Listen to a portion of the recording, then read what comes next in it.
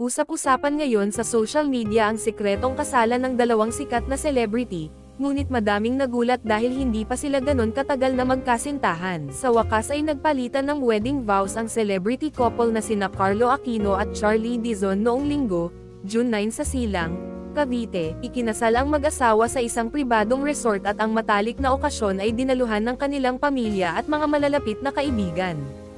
Dumalo rin ang mga executive ng ABS-CBN. Si Carlo Jose Liwanag Aquino, ipinanganak noong 3 ng Setyembre taong 1985, ay isang Pilipinong artista at music hero na kilala sa pagiging nangungunang mga awit ng bandang Collide at dating ng JCS kasama sina John Prats at Stefano Mori.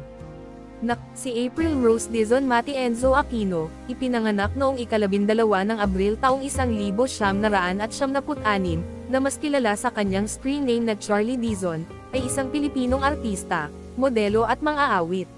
Ginawa ni Dizon ang kanyang acting debut noong 2017 sa pelikulang Finally Found Someone, sinundan ito ng mga appearances, sa parehong taon, sa mga pelikulang Loving in Tandem, at Seven Sundays. Naging usap-usapan ang pagmamahalan ng dalawa dahil sa kanilang age gap na 10 taon, si Carlo ay kasalukuyang 38 years old at si Charlie naman ay 28 taon, at nagkasama sila sa isang movie na ang title ay, Third World Romance. Marahil ay dito na din nag-umpisa ang special na pagtingin nila sa isa't isa. Sa wedding vows ni Carlo, nangako siya kay Charlie na, simula sa araw na ito, hindi ka na mag-iisa, palagi ka nang may kasangga. Nandito lang ako palagi sa likod mo, sa harapan mo, at bibigyan ka ng kumpiyansa. Isa kang biyaya sa buhay ko, mahal. I love you.